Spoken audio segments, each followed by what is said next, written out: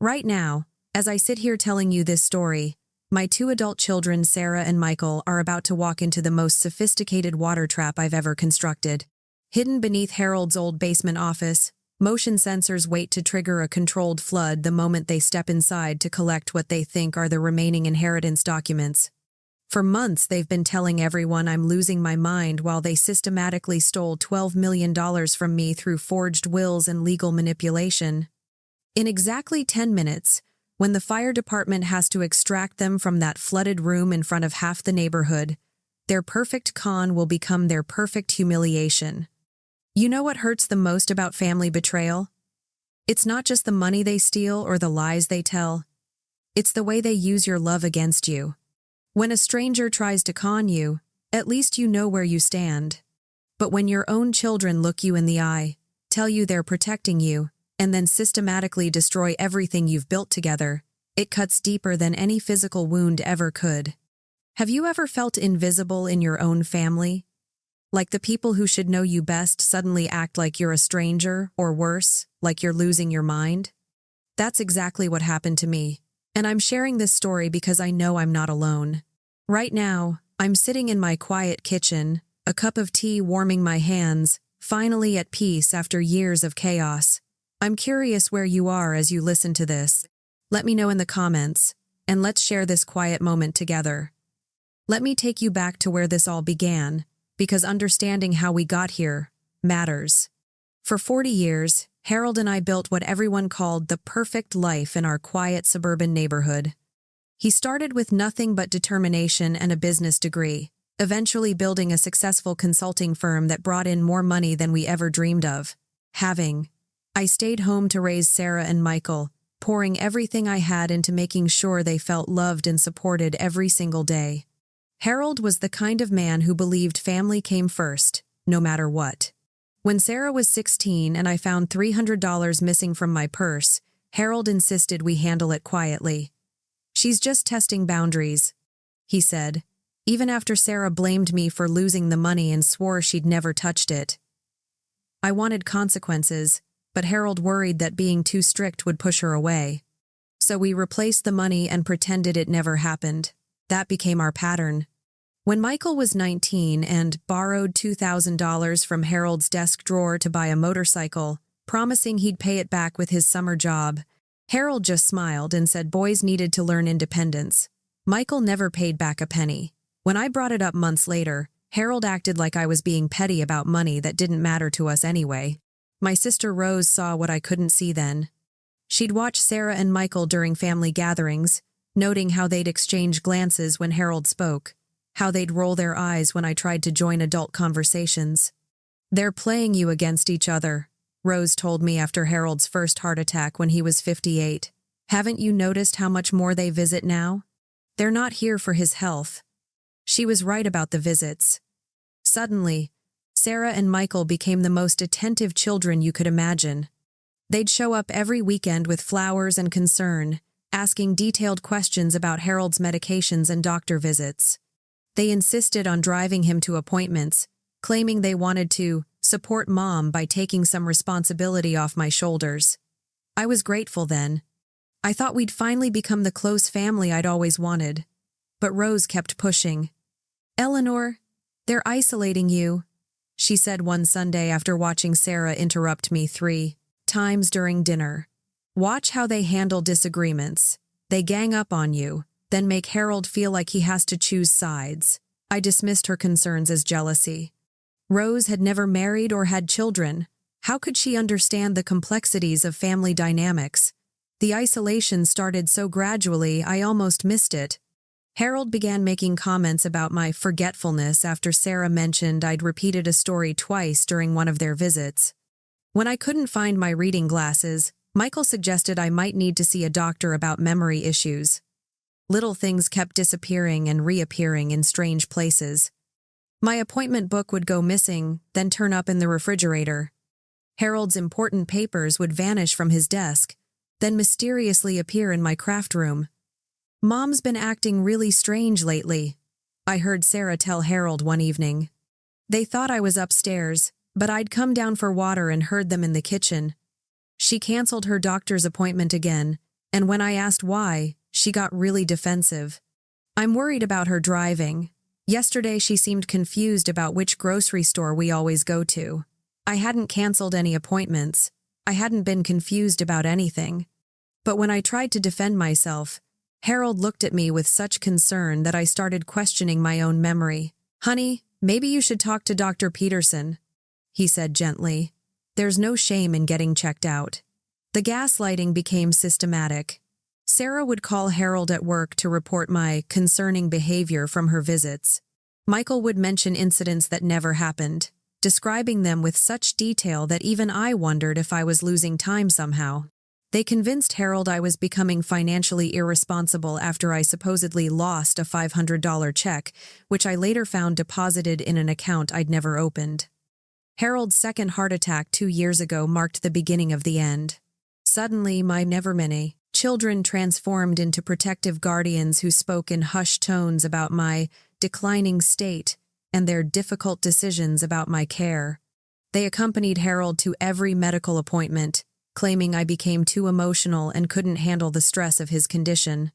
They convinced him to change our joint bank accounts to individual ones for tax purposes, then gradually moved all the money into accounts only they could access. I noticed the whispered phone calls that stopped when I entered rooms.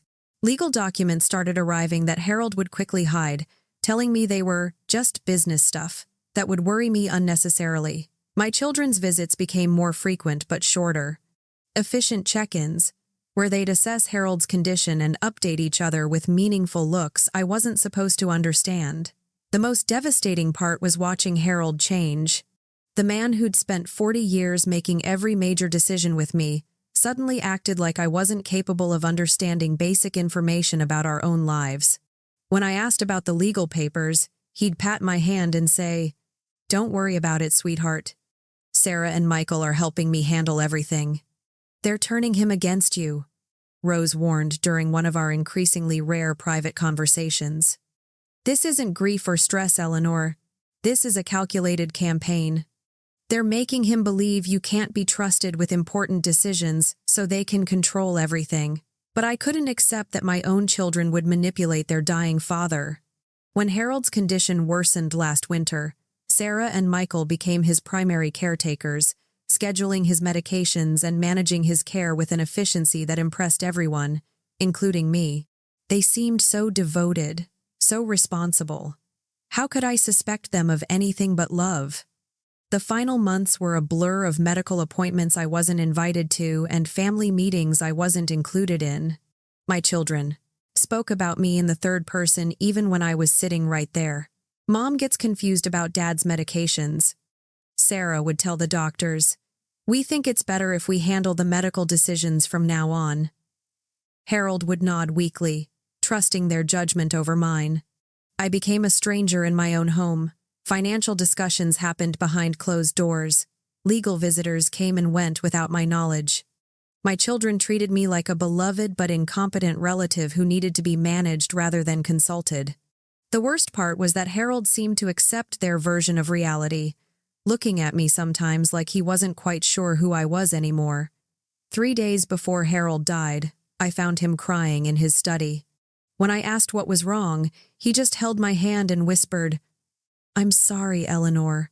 I'm so sorry for everything." I thought he was talking about leaving me alone. I had no idea he was apologizing for something far worse. Rose stopped visiting after Sarah told her she was upsetting Dad with her questions about our family's financial arrangements. My few remaining friends gradually disappeared as my children spread word about my mental decline and their heroic efforts to care for both parents during this difficult time. By the time Harold passed away last month, I was completely isolated, surrounded by people who claimed to love me while treating me like I was already gone. Standing at Harold's funeral, watching Sarah and Michael accept condolences for their tremendous loss while barely acknowledging my existence, I finally understood what Rose had been trying to tell me. This wasn't grief or family stress. This was the final phase of a carefully orchestrated plan that had been years in the making. 3 days after Harold's funeral, while Sarah and Michael were busy accepting condolences and planning their next moves, I sat alone in his study trying to make sense of the papers scattered across his desk. The will reading had been a nightmare.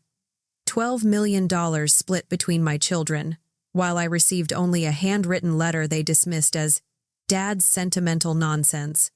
The lawyer, someone I'd never met before, had rushed through everything so quickly I barely understood what was happening. That letter felt different in my hands. Harold's handwriting was shaky from his illness, but the words were deliberate, almost urgent.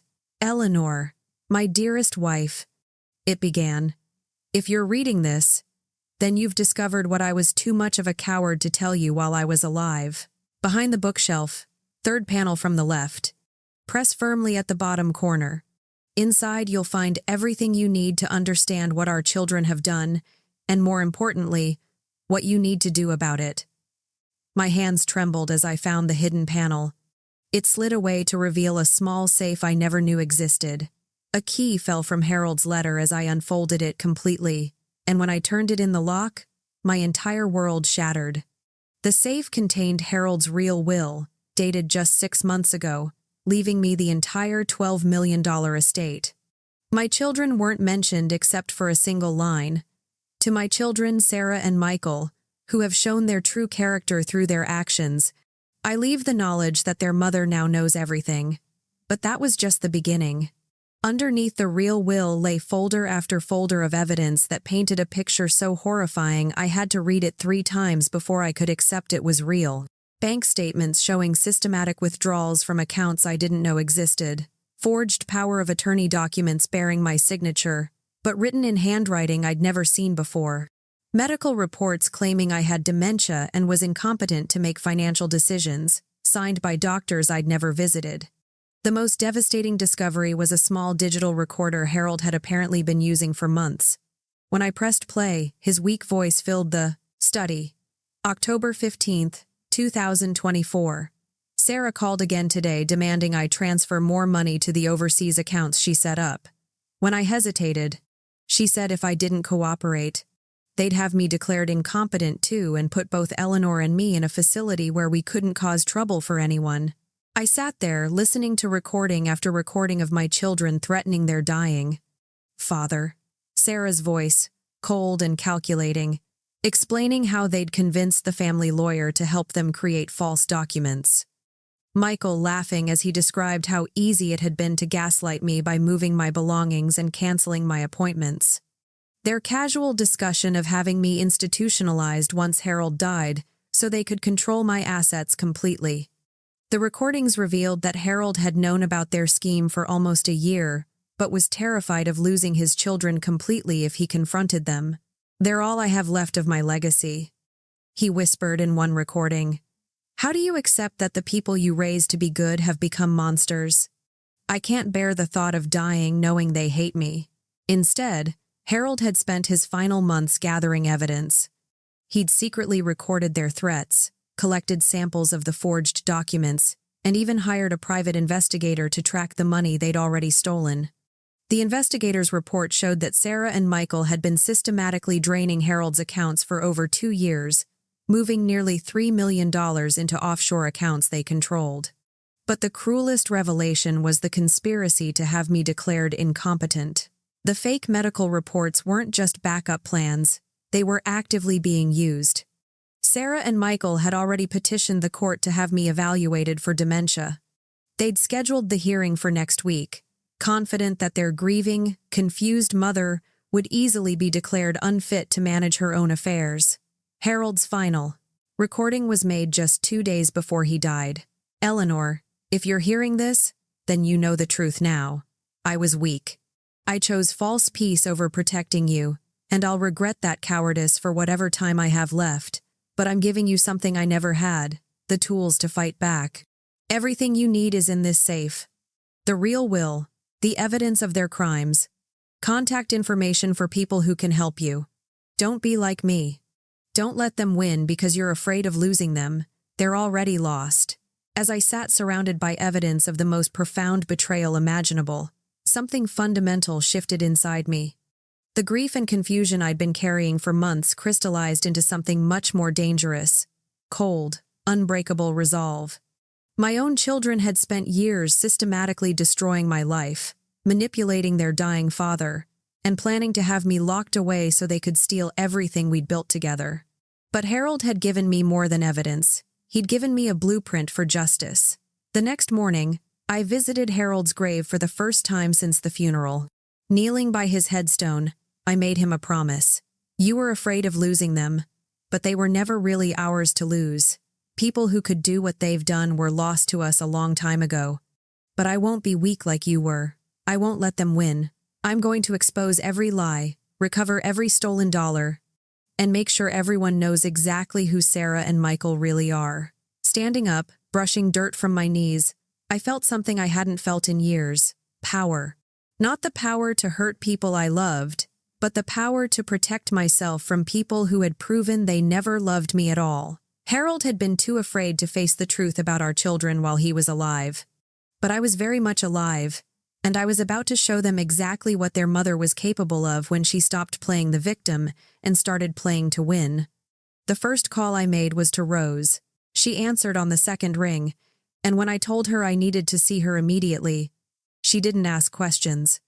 Within an hour, she was sitting at my kitchen table while I spread Harold's evidence across the surface like pieces of a puzzle that finally made sense. I knew it, Rose said, but there was no satisfaction in her voice, only fury. Eleanor, I've been watching them manipulate you for years, but this is so much worse than I imagined. They weren't just stealing money, they were stealing your entire life. Rose's anger was different from mine. Where I felt cold determination, she burned with protective rage. We're going to destroy them, she said, picking up one of the forged documents. But we're going to be smart about it. This isn't just about getting your money back. It's about making sure they can never do this to anyone else. I need help, I admitted. I understand what they did, but I don't know how to prove it in a way that will hold up in court. Harold gathered evidence, but I need someone who knows how to use it. Rose smiled for the first time since I'd started explaining. I know exactly who you need to talk to. Remember my friend Janet from book club?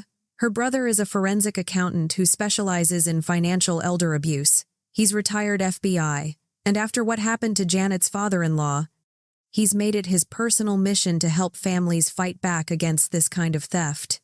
2 days later, I sat across from David Grant in a quiet diner on the edge of town. Rose had arranged the meeting, and David had agreed to hear my story without charging anything up front. He was a serious man in his 60s with kind eyes and the patient demeanor of someone who'd spent decades listening to people's worst moments.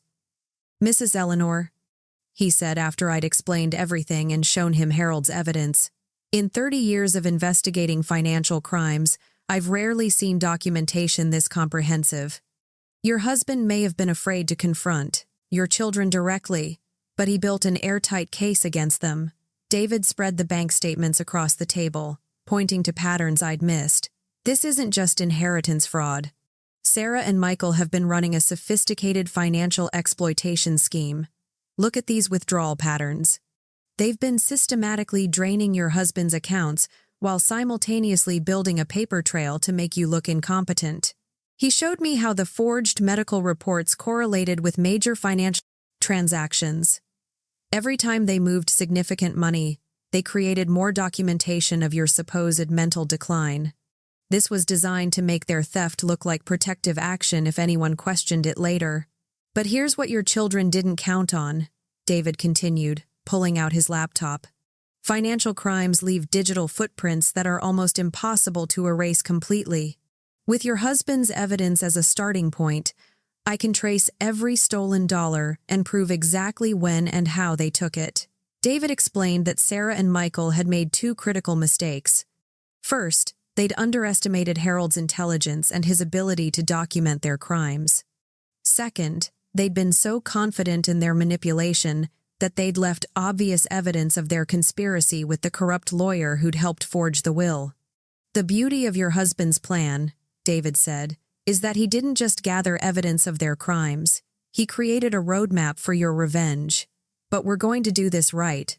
We're going to build a case so solid that when we're finished, your children won't just lose the money they stole, they'll face serious prison time.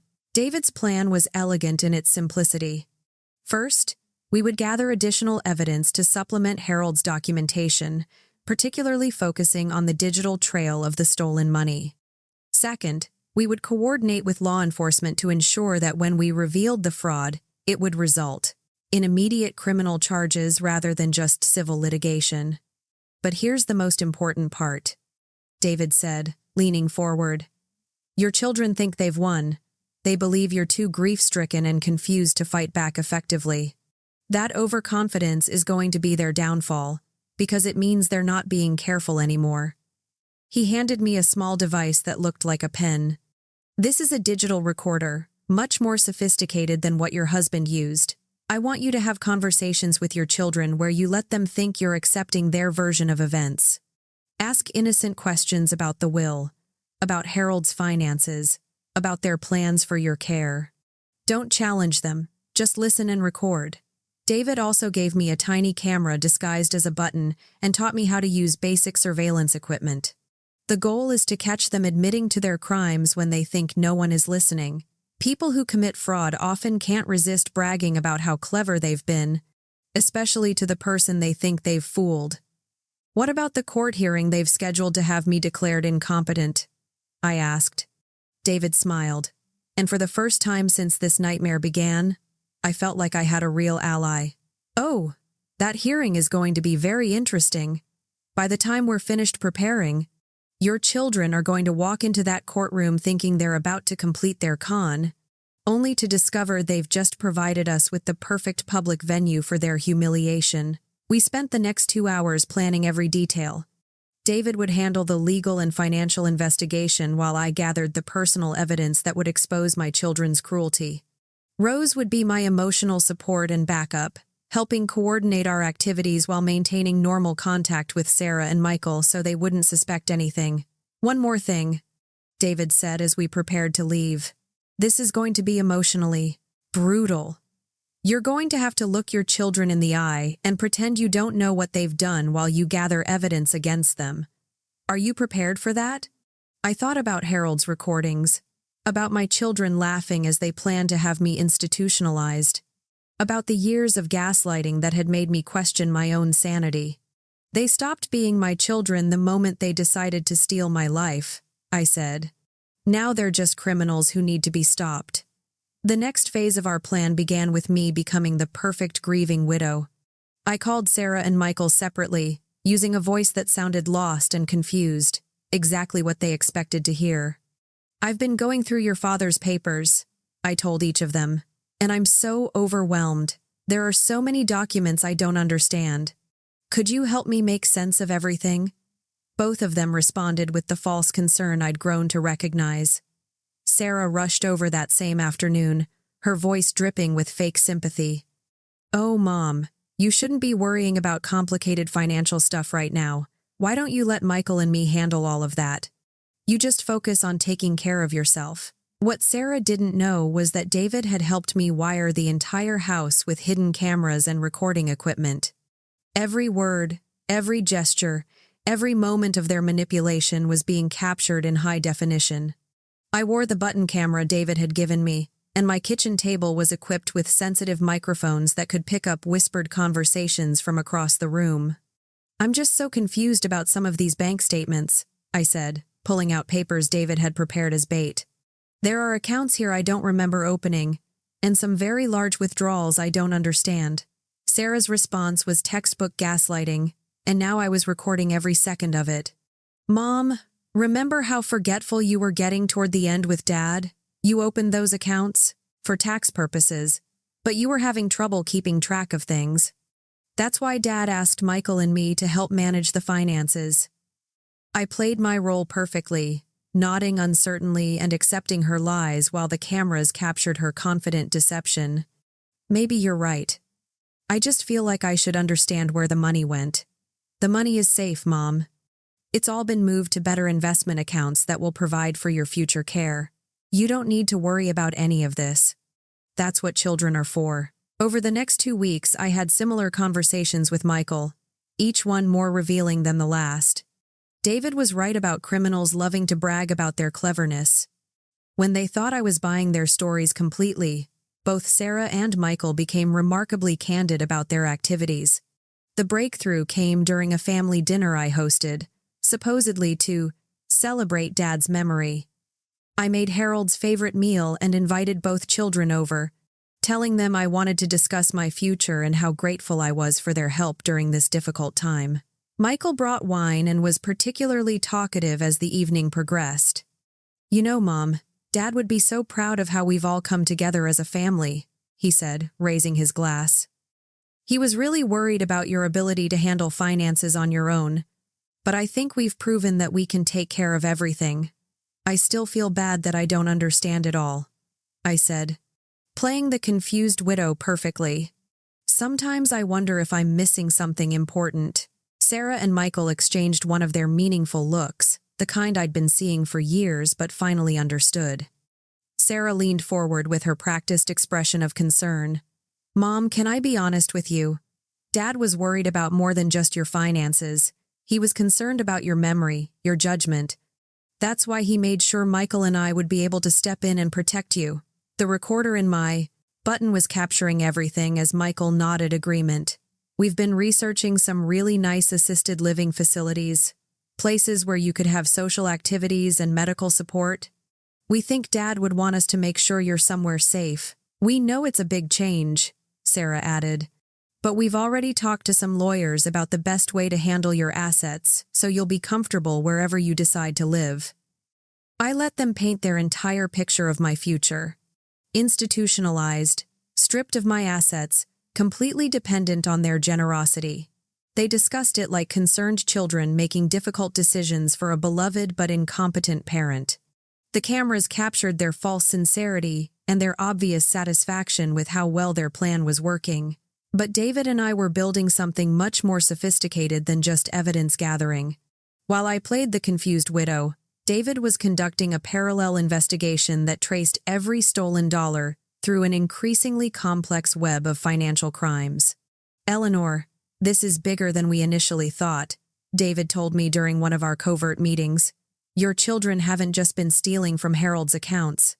They've been using your identities to open credit lines, take out loans, and even apply for government benefits. This isn't just inheritance fraud, it's identity theft on a massive scale." David's investigation revealed that Sarah and Michael had been planning this con for at least 3 years. They'd gradually built relationships with corrupt professionals, including the lawyer who helped forge the will, a doctor who provided false medical reports, and even a financial advisor who helped hide the stolen money in offshore accounts. "The beautiful thing about criminals," David explained, "is that they always think they're smarter than everyone else. Your children have been so confident in their ability to manipulate you that they've made incredibly sloppy mistakes." The most damaging evidence came from Sarah's social media accounts, which David had been monitoring. She'd been posting photos of expensive vacations and luxury purchases, all funded by money stolen from her dying father. More importantly, she'd been bragging to friends about her inheritance, posting about how she'd finally convinced Dad to be realistic about Mom's condition. Michael was even worse. He'd been using the stolen money to invest in a business venture, telling his partners that his family's financial advisor had recommended moving his inheritance into high-growth opportunities. David had recordings of Michael boasting about how he'd handled the family situation to protect his parents' assets from poor financial decisions. But the crown jewel of our evidence collection came from a restaurant conversation I wasn't even supposed to hear. David had installed listening devices in several locations where Sarah and Michael frequently met, and one evening we captured them celebrating what they thought was their complete victory. "I can't believe how easy this was." Sarah's voice came through crystal clear on David's recording equipment. "Mom actually thanked us for protecting her from Dad's complicated financial arrangements. She has no idea we've taken almost everything." Michael's response was chilling in its casual cruelty. "The best part is that she's so grateful for our help. When we move her into the memory care facility next month, she'll probably thank us for that too. Dad was always worried we were being too obvious, but Mom's exactly as naive as I thought she'd be." Speaking of Dad, Sarah said, and I could hear the satisfaction in her voice. I'm glad he didn't live to see how smoothly this all worked out. He was getting cold feet toward the end, asking too many questions about the offshore accounts. It's better this way. David and I listened to that recording 3 times, documenting every admission of guilt, every detail of their crimes, every moment of their callous satisfaction with their betrayal. They just provided us with a complete confession, delivered with the kind of arrogant confidence that would make their eventual humiliation even more devastating. Now comes the fun part, David said, reviewing our collected evidence. We have enough documentation to send your children to prison for years. But your husband's plan wasn't just about justice, it was about public humiliation. So we're going to give them exactly what they deserve. A very public, a very embarrassing downfall that will ensure everyone in your community knows exactly who they really are. The physical trap I was about to set in Harold's hidden office was just the final act of a much larger performance. For weeks, David and I had been preparing the stage, gathering the evidence, and coordinating with law enforcement.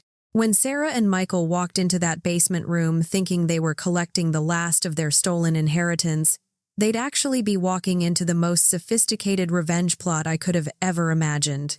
Are you ready for this? David asked as we finalized our preparations.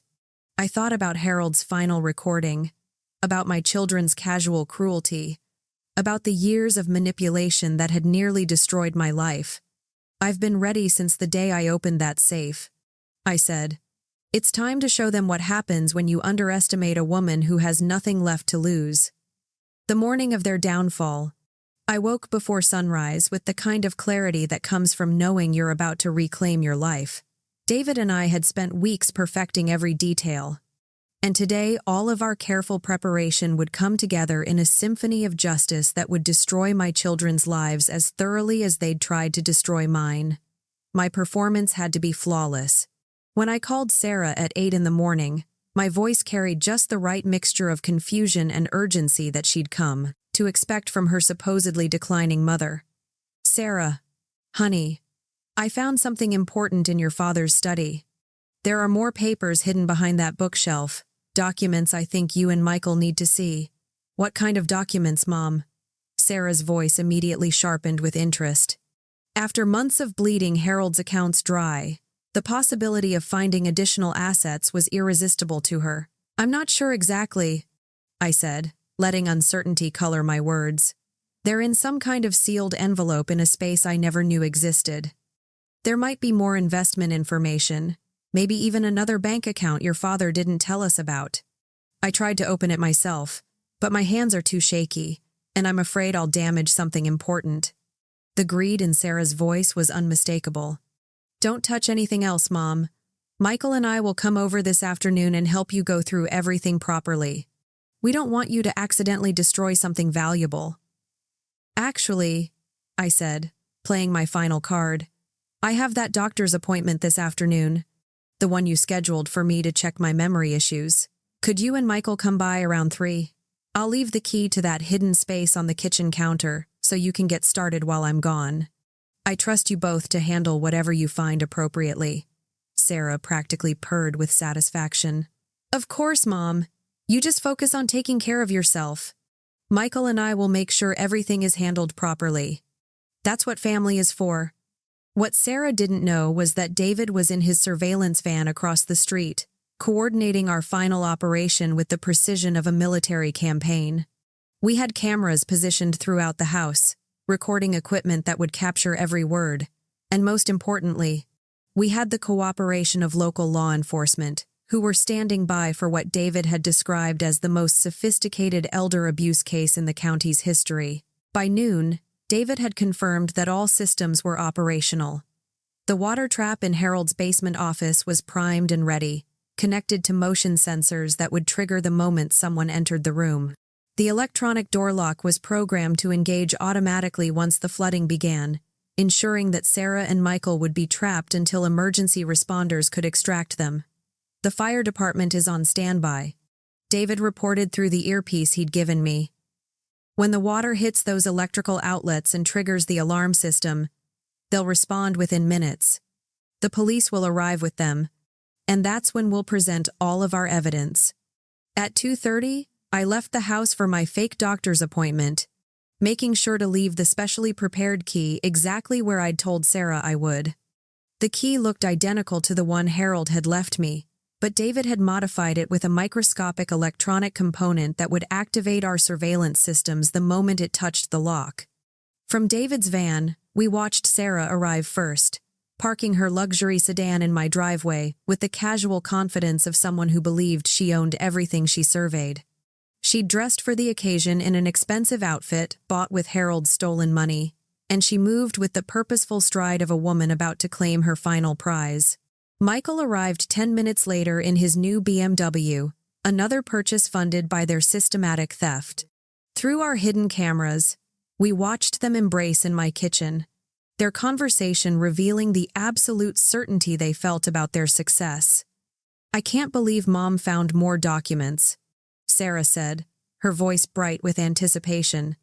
"After everything we've already moved, there could be hundreds of thousands more hidden away." Michael was examining the key I'd left, turning it over in his hands with obvious satisfaction. Dad was always paranoid about keeping important papers in multiple locations. This could be the jackpot we've been hoping for. "The timing is perfect, too," Sarah continued, her voice taking on the cold calculation I'd learned to recognize. "After Mom's appointment today, we'll have the medical documentation we need to have her declared incompetent. By next week, we'll have complete control of whatever's left, and she'll be safely tucked away where she can't cause any more problems." Through my earpiece, I could hear David's sharp intake of breath. Even though we'd known about their plans, hearing Sarah discuss my institutionalization with such casual cruelty still had the power to shock us both. "Let's get this over with," Michael said, pocketing the key. "The sooner we secure whatever Dad left down there, the sooner we can move forward with the rest of our plans." They moved toward Harold's study with the confident steps of people who believed they'd already won. David and I watched through multiple camera angles as they approached the bookshelf that concealed the entrance to Harold's hidden office. The irony wasn't lost on me that they were about to use Harold's own secret space as the location of their final humiliation. "Here we go," David murmured through the earpiece as Sarah began examining the bookshelf. "All systems are active. The moment they use that key, everything will be set in motion." Sarah found the hidden panel exactly where I'd described it, her face lighting up with the kind of greed that had been driving her for years. "Look at this, Michael. Dad really did have secrets he kept from everyone, even Mom." Michael crowded beside her as she revealed the small door that led to Harold's basement office. Smart man. He knew Mom couldn't be trusted with important financial information, so he kept the really valuable stuff completely separate. The cameras captured their excitement as they prepared to unlock the door, completely unaware that they were about to trigger the most elaborate trap I could have ever imagined. Sarah inserted the key into the lock, and David's modified electronics immediately activated every surveillance system we'd installed. "Motion sensors are armed," David reported quietly. "Water system is ready. Electronic lock is programmed. The moment they step into that room, there's no going back." Through the hidden cameras in the basement office, I could see the space exactly as Harold had left it. A small, windowless room lined with filing cabinets and a desk where he'd spent his final months documenting his children's betrayal.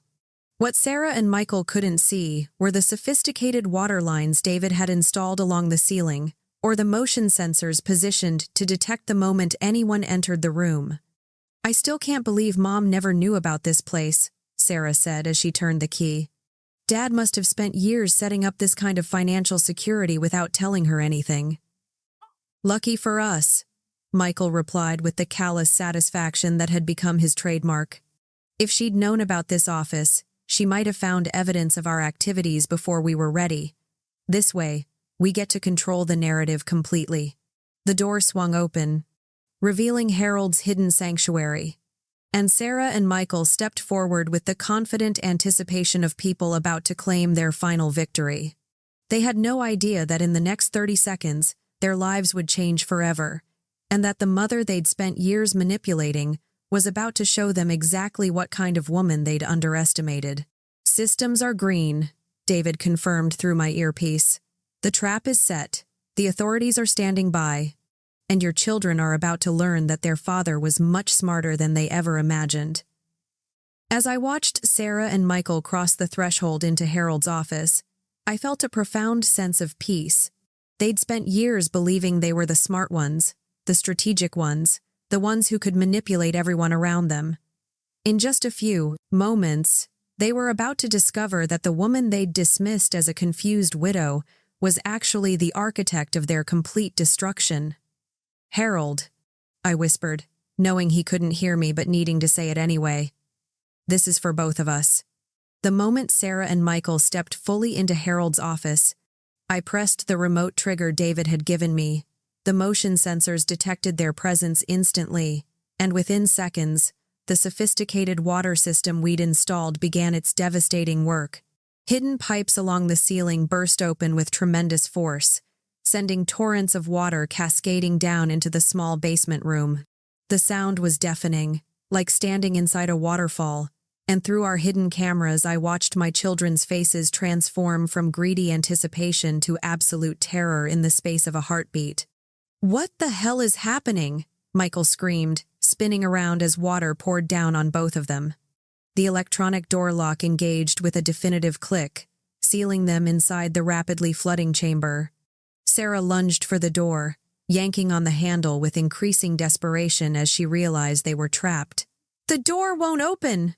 Michael, the door is locked from the outside!" The water system David had engineered was a masterpiece of controlled chaos. Within 30 seconds, there was already 6 inches of muddy water swirling around their feet, and the level was rising fast.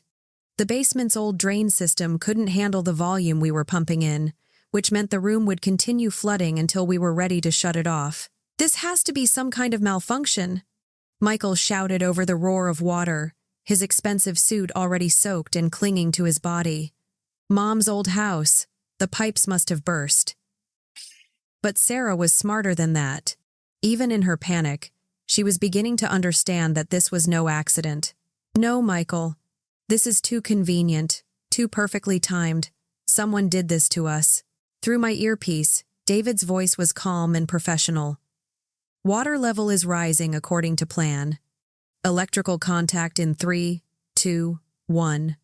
The moment the water reached the carefully positioned electrical outlets David had modified, every alarm system in the house activated simultaneously. Fire alarms shrieked throughout the building, emergency lights began flashing, and the automatic notification system immediately alerted the fire department to what appeared to be a major electrical emergency with potential flooding. Sarah and Michael's screams became even more desperate as they realized the water was still rising and showed no signs of stopping. They were trapped in a windowless basement room. The water was now up to their knees, and the electronic lock showed no response to their frantic attempts to force it open. "Help us!" Sarah screamed at the ceiling, as if someone might hear her through the soundproof walls Harold had installed years ago. "Somebody help us. We're trapped down here." Within minutes, I could hear sirens approaching from multiple directions. David had coordinated with the fire department to ensure a full emergency response: ladder trucks, rescue vehicles, paramedics, and multiple police units. What Sarah and Michael thought was their private moment of discovery had just become the most public spectacle our quiet neighborhood had ever witnessed. Through David's surveillance equipment, I watched neighbors beginning to emerge from their houses, drawn by the cacophony of sirens and emergency lights. Mrs. Patterson from next door was already standing in her yard with her phone out, recording everything. The Johnsons across the street were walking over to get a better view. Within minutes, there would be a crowd of witnesses to whatever happened next. The water in Harold's office was now waist-deep, and my children were in full panic mode. Sarah was crying hysterically while trying to climb onto Harold's desk to get away from the rising flood. Michael was throwing his full weight against the door, screaming profanities and threats that no one could hear. "When I get out of here, I'm going to sue everyone involved in this nightmare," Michael shouted, his voice breaking with fear. "This is attempted murder. Someone is going to pay for this." The first fire truck arrived with lights blazing and sirens wailing. followed immediately by 2 more emergency vehicles and 3 police cars. I could see neighbors gathering in increasing numbers, their phones out to record what looked like a major disaster at the house where the recently widowed Eleanor lived. Fire Captain Rodriguez, whom David had briefed on our operation, led his team straight to the basement entrance we'd marked for them. Through our cameras, I watched the firefighters quickly assess the situation. 2 people trapped in a rapidly flooding basement room, screaming for help, with water continuing to pour in from burst pipes. "We have 2 adults trapped in a basement flooding emergency." Captain Rodriguez radioed to his team. "Initiate rescue protocol immediately." What followed was exactly the kind of dramatic public spectacle David and I had planned. The fire department had to bring in specialized pumping equipment to begin draining the water while simultaneously working to force open the electronic lock that kept Sarah and Michael trapped. Every moment of their rescue was being filmed by emergency responders, neighbors, and the local news crew that had arrived after monitoring police scanners. Sarah and Michael were now chest-deep in muddy, freezing water, clinging to Harold's desk and each other while firefighters worked to reach them. Their expensive clothes were completely ruined, their hair was plastered to their heads, and their makeup-smeared faces showed the kind of terror that comes from realizing you're completely powerless. "Please help us!" Sarah screamed as she saw the firefighters through the small window they'd managed to break open. "We don't know what happened. The water just started pouring in." But their rescue wasn't going to be quick or dignified. David had designed the trap to require exactly the kind of dramatic emergency response that would draw maximum attention and create maximum humiliation.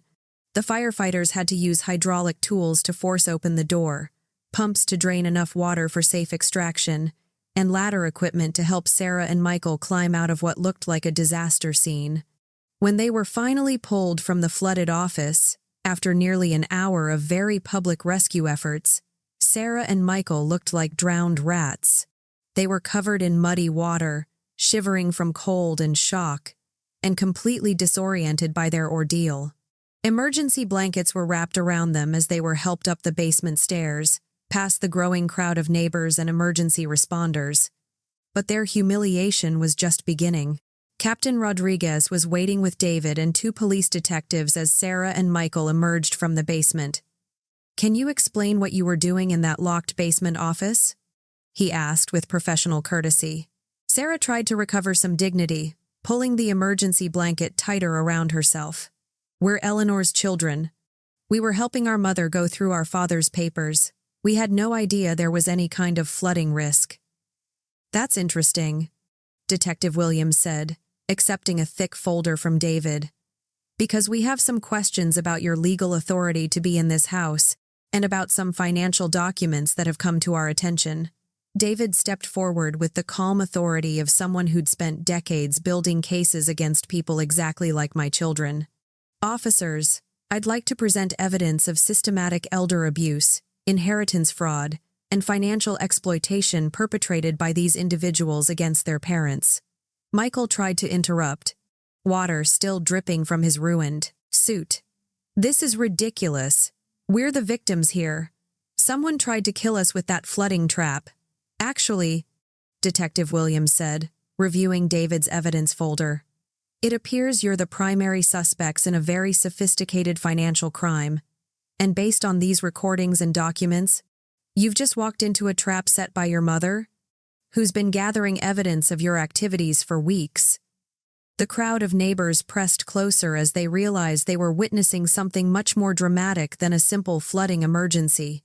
Phones continued recording as Detective Williams began reading Sarah and Michael their rights, their voices carrying clearly in the cold afternoon air. "Sarah Chen and Michael Chen, you're under arrest for elder abuse, inheritance fraud, financial exploitation, conspiracy to commit fraud, and identity theft." Sarah's face went white beneath the mud and water stains. "This is impossible. Our mother doesn't have the mental capacity to plan something like this. She's been declared incompetent." "Actually," David said with quiet satisfaction, "your mother has never been declared anything except the victim of your systematic abuse. But she's been very competent in documenting your crimes and setting up your capture. As the handcuffs clicked into place, I stepped out of David's surveillance van and walked toward the crowd of neighbors and emergency responders. The woman they'd been told was confused and declining looked perfectly clear-minded and completely in control of the situation. "Hello, Sarah." "Hello, Michael," I said calmly as they stared at me in shock. "I hope you enjoyed your visit to your father's office. He left you exactly what you deserved." The aftermath of their spectacular downfall unfolded exactly as David and I had planned. But even we were surprised by how quickly and completely Sarah and Michael's lives collapsed. Within hours of their arrest, videos of their humiliating rescue from Harold's flooded office were circulating on social media. Mrs. Patterson's recording had captured everything: their panicked screams, their desperate attempts to escape, and their pathetic appearance as they were pulled from the muddy water by emergency responders. The local news picked up the story immediately, running it as the lead segment on the evening broadcast. Local mother outsmarts children who stole $12 million inheritance. By morning, Sarah and Michael's mugshots were appearing alongside footage of their rescue, creating the kind of public humiliation that follows people for the rest of their lives. The legal proceedings moved with remarkable speed once David presented our evidence to prosecutors. Sarah and Michael were charged with elder abuse, inheritance fraud, financial exploitation, conspiracy, identity theft, and forgery. The recordings Harold had made, combined with the additional evidence David and I had gathered, created such an overwhelming case that their lawyers immediately began discussing plea bargains rather than risking trial. During the court hearings, I watched my children try to maintain their dignity while the full scope of their crimes was laid bare for public record. The prosecutor presented Harold's secret recordings, playing my children's voices as they casually discussed having me institutionalized and celebrated their successful manipulation. The courtroom was packed with neighbors and community members who had watched their rescue, all of them now understanding the true context of what they'd witnessed. Sarah received a sentence of 7 years in state prison for elder abuse and financial exploitation, while Michael was sentenced to 6 years for his role in the conspiracy. The judge made it clear that the sentences were designed not just as punishment, but as a deterrent to others who might consider exploiting vulnerable elderly family members. "The betrayal of trust inherent in these crimes," she said, "strikes at the foundation of family, relationships, and demands serious consequences." But the legal victory was just the beginning of my real triumph.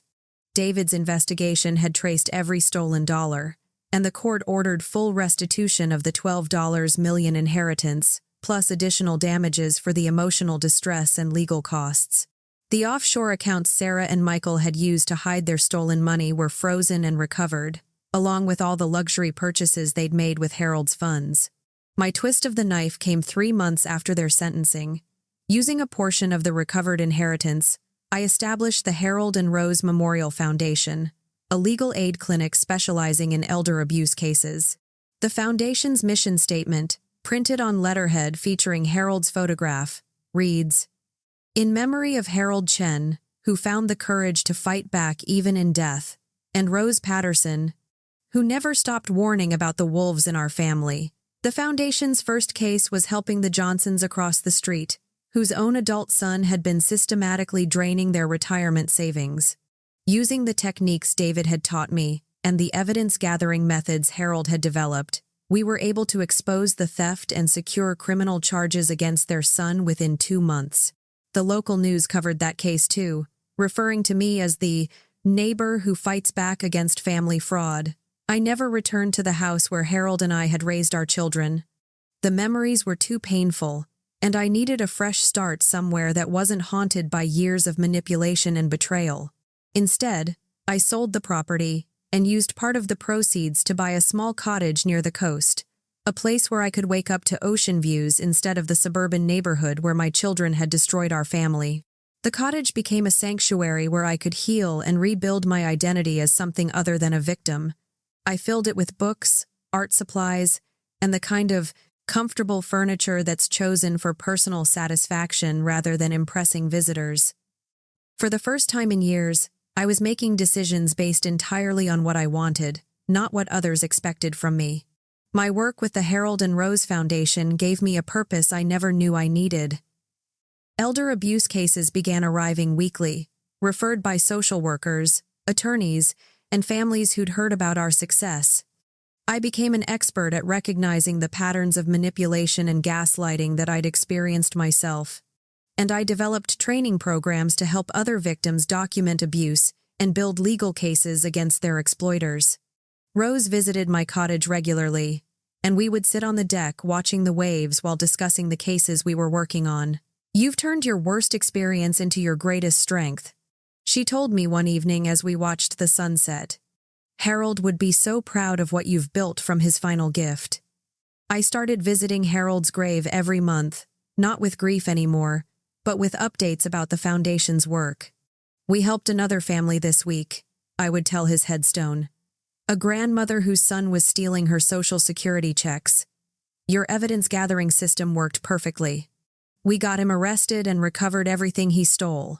The most satisfying part of my new life was the relationships I built with genuine people who valued my intelligence and experience rather than trying to exploit my resources. My volunteer work at the foundation connected me with other survivors of family betrayal, and we formed a support network of people who understood exactly what it meant to rebuild your life after your trust had been shattered by the people closest to you. David became not just a professional ally but a true friend. He taught me advanced investigation techniques that I used in foundation cases, and he frequently consulted with us on complex financial crimes. "You've become one of the most effective elder abuse investigators I've ever worked with," he told me after we successfully prosecuted our 10th case.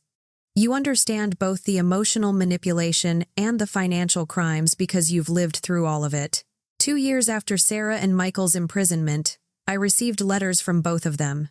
Sarah's was filled with self-pity and blame, insisting that their actions had been motivated by genuine concern for my welfare and that the legal system had been manipulated against them.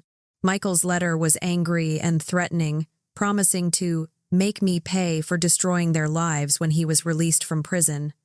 I threw both letters away without finishing them. The people who wrote those letters were strangers to me now. Criminals who happened to share my DNA but had chosen to reject every value Harold and I had tried to teach them. The real Sarah and Michael, the children I had loved and raised, had died the day they decided to steal my life for their own profit.